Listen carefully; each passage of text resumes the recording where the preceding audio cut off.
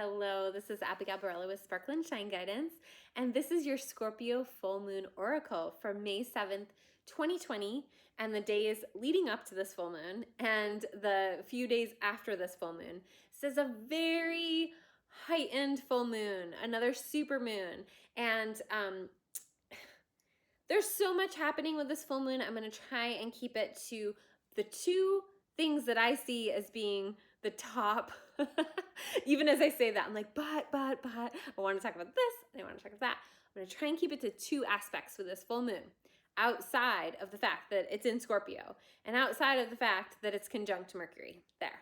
Okay, so let's start with what was coming up for you at the new moon, where you set intentions at the new moon.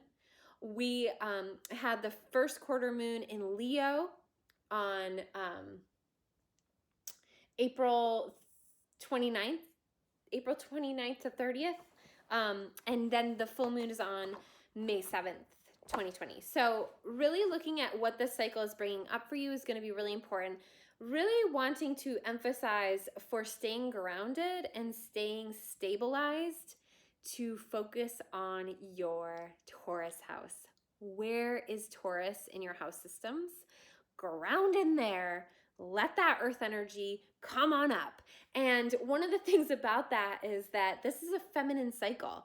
We are supposed to be slowing our roll a little bit during Taurus season. It's also the time where it's starting to get nicer days and we want to spend some of our time outside and we want to get a lot done and we want to be productive.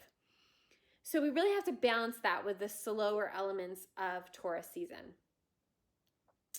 So this is a feminine cycle, and it's very much about sensuality, tuning into our senses, and then the full moon in Scorpio, which Scorpio is another feminine sign, a water sign, having to do with seduction and alchemy and sexuality and transformation and growth and the occult and the deep hidden mysteries of transcendence. So when we have a full moon here during a time period that we are in this 2020 year, it's intense because the light of the sun, it along with Mercury, which is about our processing, our communication, our nervous system, it's shining a light onto those deeper hidden mysteries of the moon in Scorpio. Our emotional depth, the emotional depth that we can go to the emo, the any kind of like deep feelings are just going to be lit up at this full moon personally. Collectively, Pluto has to do with power.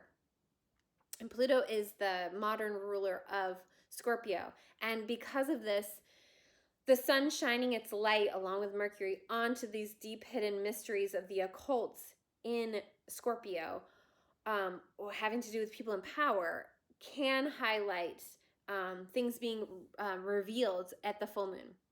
Now, with the other transits that I'm not going to go into that are also happening at the full moon, we're going to be bombarded with so much information. That's at least what I'm getting, is that it's going to be really hard for us to tell what's what and what's the truth of a situation. And so one of the things that I teach in the intuitive development course that I teach is how to feel in your body a yes or a no. How to feel in your body the resonance of a yes, and how to feel in your body the tension around a no. So really, ultimately at this time, it's not about just picking up anything and like grasping onto it, because that can be very fixed energy. It's about really tuning into your body and really tuning into your sensations around if something feels like it aligns with your spiritual truth, because Neptune is trine to this full moon, okay? Neptune is trine to this full moon, which is our spiritual connection to source, to whatever you believe in. However, the shadow side of Neptune is delusions, is false truths, is being led into like the shadowy depths. And also Neptune has to do with addiction energy and tapping into energies that aren't connecting us with source, but give us that illusion. So it's more important than ever to really tune into what your body is processing as a truth or as something that is not important for you to dive into full force, where you can stay on that surface level. One of the things that I was writing about today was about the idea that we can control an outcome, that false illusion that we can control an outcome. The only thing that we have control over is our personal evolution and transformation in our own lives, to live our own truths, right? And as we move closer to the North Node moving into Gemini, which it will be by the full moon, and the Venus retrograde in Gemini, which will happen on May 12th, starting May 12th. I'll have a whole other video about that. And the fact that Mercury, so there's 3 mercurial elements with this full moon. Mercury is conjunct this full moon, saying our nervous systems really need to put away what's too much, what's you think you might be, serving yourself by really looking at all this information. But ultimately, the most important thing is your personal work. And Gemini doesn't discern between, what we think of as positive or negative. It just gives us all the information. And we have to use our own discernment here about what is really serving us. And one of the things that, studies have shown is that if you watch 2 to 3 minutes of news a day, you will have more anxiety than if you had not watched that. And that's enough sometimes to just say, I'm going to take a little break. So at this full moon, it's really important to look at where your Taurus house is and ground in there. Get into your senses.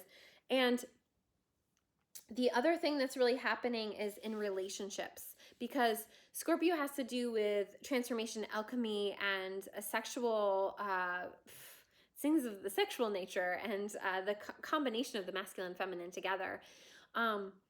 And Taurus has to do with our own personal boundaries. And so relationships are really up every year at this lunar cycle. However, this year it's even heightened a little bit more.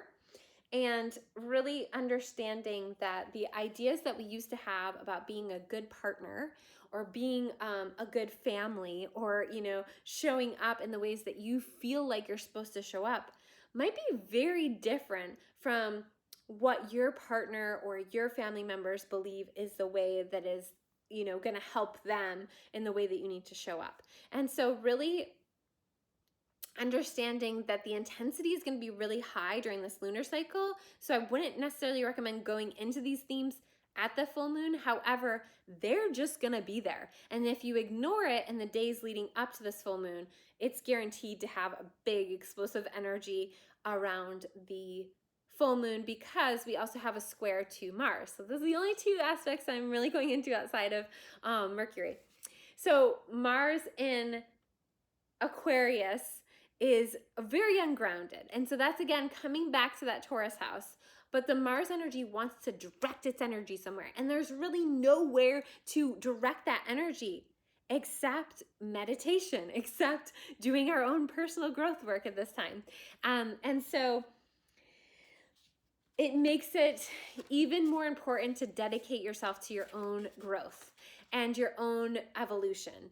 And because of that, I am doing a special thing. I'm doing a 3-part series. It is on relating to others. You don't have to be in a relationship. It's actually awesome either if you are in a relationship or you're not. But it's a 3-part series, and we go through Venus retrograde. We're also going to talk about your North Node and how knowing your North Node, what I've come to notice in these last few weeks is that people that are living in their North Node, or kind of feeling that energy of their North Node, are having an easier time coping with the intensity of everything else we're dealing with. And so it's going to have to do with the Venus retrograde and our North Node, and understanding how we can better relate to those around us and better relate to ourselves by understanding those 2 astrological components. You don't need to know anything about astrology. You just have to be willing and open to learn. So I'll post the link below.